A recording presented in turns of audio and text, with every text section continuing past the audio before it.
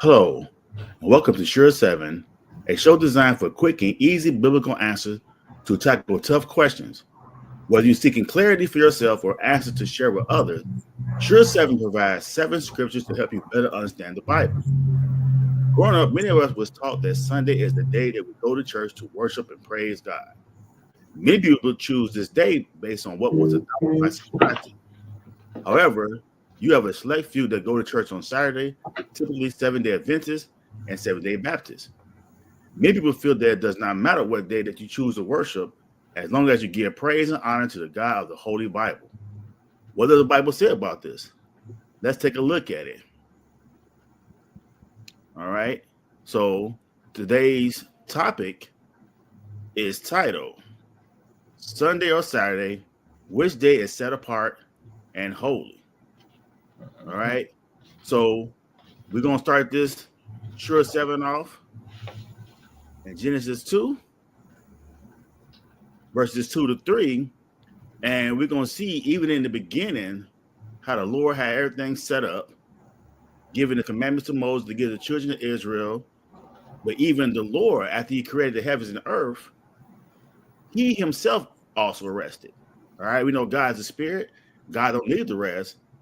But his Sabbath day that's mentioned in the Bible show us, again, the significance and why we should keep his day. All right. Genesis 2, verses 2 and 3. Bro, go ahead and get there and read. And on the seventh day, God ended his work which he had made, and he rested on the seventh day from all his work which he had made. And God blessed the seventh day and sanctified it, because that in it he had rested from all his work which God created and made. All right. So we know that God is a spirit. All right. We know that he don't need to rest, sleep, nor slumber. All right. But so far, we see that he sanctified the 7th day. All right. So let's get into this a little bit more deeper. Let's go to Exodus 31. All right. Exodus 31, verses 12 through 18. All right. So again, the Lord gave the commandments to Moses to give to the children of Israel. And the Sabbath was part of what he commanded Moses and the children of Israel to keep. All right. Actually, it's the 4th commandment. And you can read that in Exodus 20 on your own, and it breaks it down. But again, this is reiterating what we read in Genesis 2. All right. Exodus 31, verses 12 to 18. And bro, when you get there, go ahead. And the Lord spake unto Moses, saying, Speak thou also unto the children of Israel, saying, Verily my Sabbaths ye shall keep, for it is a sign between me and you throughout your generations, that ye may know that I am the Lord that doth sanctify you. All right. So he said, this is a sign between me and you throughout your generations. All right.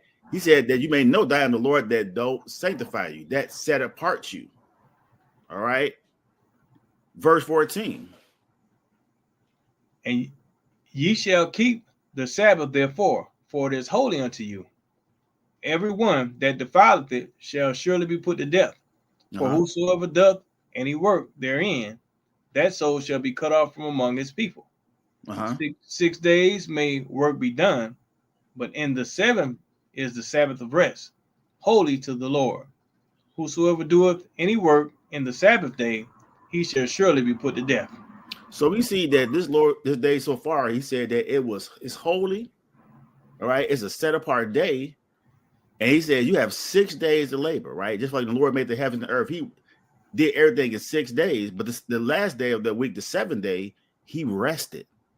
All right. So just like how he had it set up, he want man to follow the same way, because in the beginning, we know God created man to become gods, and it's still part of God's plan. But he said, even this is how serious this day is, that he said, if you work on this day, you shall be surely put to death. All right. Verse 16.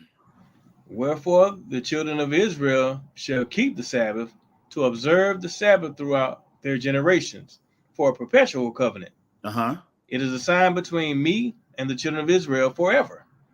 For in 6 days the Lord made heaven and earth, and on the 7th day he rested and was refreshed. All right. So again, just reiterating again, he said This is a perpetual covenant. This is an agreement. All right. This is how you know that what God said versus what man is saying. All right. So far we see just how this is something we're supposed to keep throughout all our generation. You're not supposed to work. You're supposed to do your work within 6 days and rest the 7th day. All right. Just like the Lord did. All right. Verse 18. And he gave unto Moses, when he had made an end of communion with him upon Mount Sinai, 2 tables of testimony, tables of stone, written with the finger of God. All right, so that you know that this was set in stone, right? This is law. All right, but this is part of the commandments. All right, so let's go to Numbers 15. All right, so we just read that it says that anybody that work and do anything on the Sabbath day that's going against God's word, especially working, he said you will surely be put to death. Again, when the Lord say something, he don't say it just to be talking. Obviously, it's a reason why he say these things. All right. Numbers 15, verse 32. And bro, go ahead and read. And while the children of Israel were in the wilderness, they found a man gathering sticks upon the Sabbath day. Uh-huh. And they that found him gathering sticks brought him unto Moses and Aaron, and unto all the congregation. And they put him in war, because it was not declared what should be done to him. All right, so they found this man that was gathering sticks on the Sabbath day. All right, so again, they knew this was something that was law. They knew they're not supposed to have work. Even the Lord provided the children of Israel, even for food. He made sure they did everything on the 6th, all the way to the 6th day. That way they had to go look for it on the 7th day. All right, but this man was picking up sticks. All right, that sounds harmless, right? Let's see how the Lord feels about this. So they put him in ward to find out what should be done to him. All right, verse 35. And the Lord said unto Moses, the man shall surely be put to death. Uh-huh. All the congregation shall stone him with stones without the camp. Uh-huh. And all the congregation brought him without the camp and stoned him with stones, and he died, as the Lord commanded Moses. Wow. Just for simply picking up sticks. All right. So far, the question was, is Sunday or Sabbath the day that's set apart? Right. So far, we see that it's leading towards the 7th day. All right. So let's see why and continue understanding why we choose days or pick days versus what the Lord tell us to do. All right. Let's go to Luke 4 now. All right. Luke 4, verse 14. And we're going to see what Jesus did. So he killed them, a man, for gathering sticks on the Sabbath day. He said, this is the day we're supposed to rest throughout all our generation is a covenant. We're going to see even if Jesus kept the Sabbath day. All right. Luke 4 and verse 14. And when you get it, go ahead and read. And Jesus returned in the power of the Spirit into Galilee. And there went out a fame of him through all the regions round about. Uh-huh. And he taught in their synagogues, being glorified of all. And he came to Nazareth, where he had been brought up. And as his custom was, he went into the synagogue on the Sabbath day and stood up for to read. So we see that Jesus, that was his custom, right? That he went into the synagogue on the Sabbath day that stood up to read. He stood up and taught. All right. Remember, this is a custom. This is something that, again, if the Lord is going to say these things, he's a man of his word. He's going to back it up. All right. Because the scriptures can't be broken. All right. So let's check this article out. All right. It's called How Did the Sabbath Day Change from the 7th Day to the 1st Day? So far we've been reading these scriptures and they're showing us that the 7th day was selected and ordained by God. All right. Bro, you go ahead. When you get there, go ahead and read. In both the Old and New Testament, there is not a shadow of variation in the doctrine of the Sabbath. Uh-huh. The 7th day, Saturday, is the only day ever designated by the term Sabbath in the entire Bible. Not only was Jesus a perfect example in observing the weekly 7th day Sabbath, but all his disciples followed the same pattern after Jesus had gone back to heaven. Yet no intimation of any change of the day is made. Uh-huh.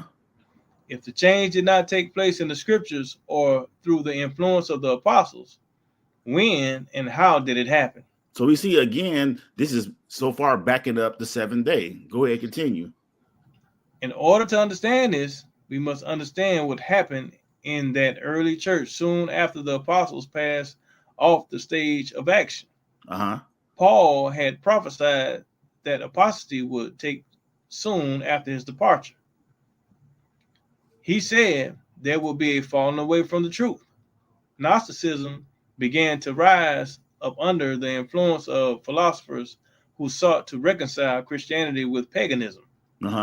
At the same time, a strong anti-Jewish sentiment became more widespread. Very speculative interpretations began to appear regarding some of the great doctrines of Christ and the apostles. So they let you know that they adopted paganism in it. So when you go on the first day of the week or you celebrate any of these man-made holidays, you're practicing paganism. All right. So they use the excuse of the fact that the Jews, the one that killed Jesus, so they gave them, I guess, in their minds, a right to change this day. All right. Go ahead, continue, my brother. By the time that Constantine was established as the emperor of Rome in the early 4th century, there was a decided division in the church as a result of all these factors. Constantine was the first so-called Christian emperor of the Roman Empire. He declared all his pagan soldiers to be Christians and became very zealous to build up the power and prestige of the church. Through his influence, great blocks of paganism were taken into the Christian ranks. Sun worship was the official religion of the Roman Empire. It stood as the greatest competitor to the new Christian religion. It had its own organizations, temples, priesthoods, robes, everything. It also had an official worship day on which special homage was given to the sun. That day was called the Venerable Day of the Sun. So you go on the first day of the week, which is Sunday, you're worshiping the sun, the S-U-N, not the S-O-N. All right, you see how man changes things. Again, it's nowhere in the Bible that said that this day was changed from the 7th day to the first day. Go ahead, continue. It was the first day of the week, and from it we get our name Sunday. When Constantine pressed his pagan hordes into the church, they were observing the day of the sun for their adoration of the sun god. It was their special holy day. In order to make it more convenient for them to make the change to the new religion, Constantine accepted their day of worship, Sunday, instead of the Christian Sabbath, which had been observed by Jesus and his disciples. Sunday was officially declared March 21st, 321 AD. Remember that the way had been prepared for this already by increasing anti-Jewish feelings against those who were accused of putting Jesus to death. All right, so again, although the Jews killed Jesus, and again, they adopted paganism, Emperor Constantine, they gave them a reason to change the day, the 7th day, to the first day. Remember, they was deep into paganism. And even this world today is deep into paganism. All right, so you think about Rome, who got all the different branches of religion, they still run it into this day.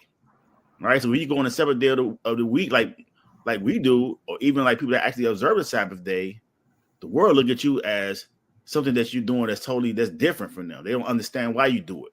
All right, but we say we serving God, we're supposed to keep his commandments, right? We're supposed to be a part of his covenant. All right, so let's get back into the scriptures. All right, let's go to Revelation 22 and verse 7. And bro, when you get there, go ahead and read. Behold, I come quickly. Blessed is he that keepeth the sayings of the prophecy of this book. And behold, verse 12. And behold, I come quickly, and my reward is with me, to give every man according to his work shall be. I am Alpha and Omega, the beginning and the end, the first and the last. So he said, "It's blessed is he that keepeth the saying of the prophecy of this book." Again, even all the way in Revelation, he said We're supposed to keep his words. Continue, my brother. Blessed are they that do his commandments, that they may have right to the tree of life, they may enter in and through the gates into the city.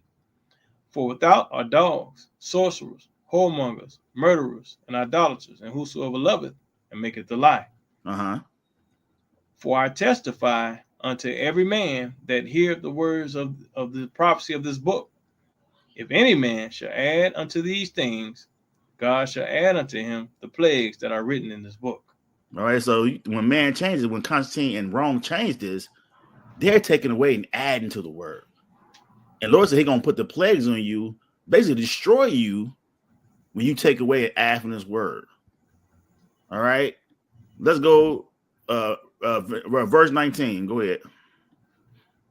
And if any man shall take away from the words of the book of this prophecy, God shall take away his part out of the book of life and out of the holy city and from the things which are written in this book. All right, so let's go to Acts 17. All right, Acts 17 and verses 1 through 5. And bro, when you get there, go ahead.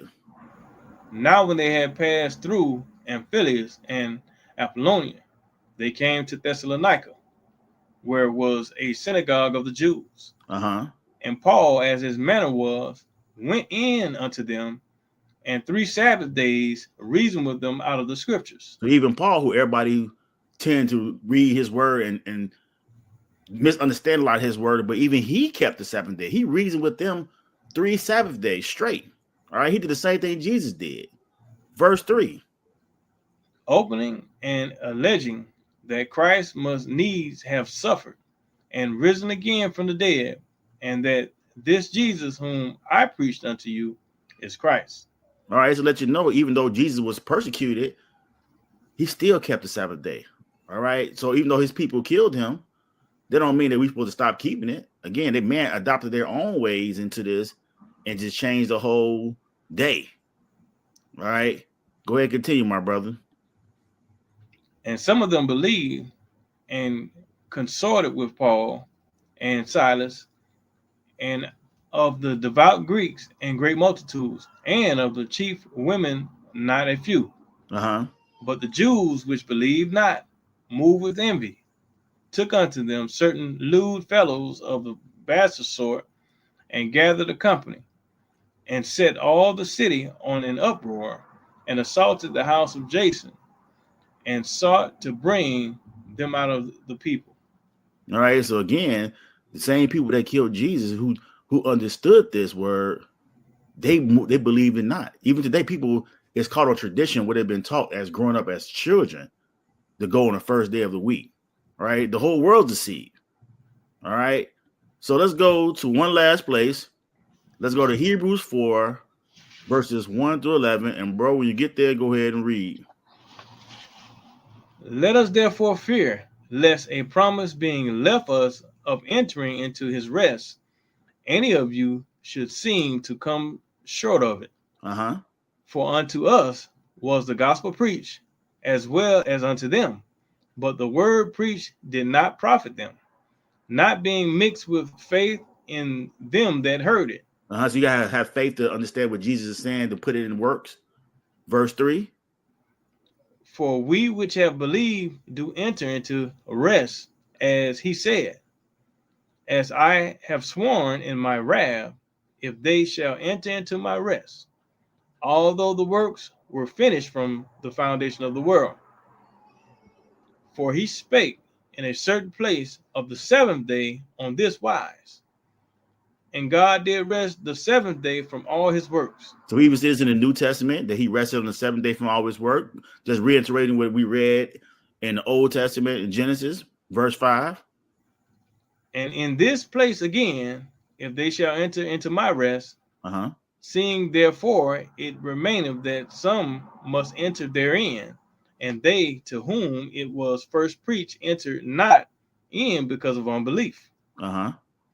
Again, he limiteth a certain day, saying in David, today, after so long a time, as it is said, today, if you will hear his voice, harden not your hearts.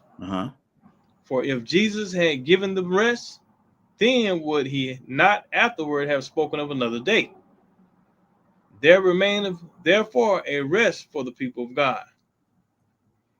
For he that is entered into his rest, he also have ceased from his own works, as God did from his. Let us labor, therefore, to enter into that rest, lest any man fall after the same example of unbelief. All right. So again, we got to get away from the things that have been adopted to us, because again, man had changed his day of rest. All right. Because this day is so important. This points towards the 1,000-year peace here on earth and first resurrection. All right. So who are we going to listen to? We're going to listen to man, or we're going to listen to God? Because again, the Lord changed not. All right. So that's the lesson. Sunday or Saturday, which day is set apart and holy?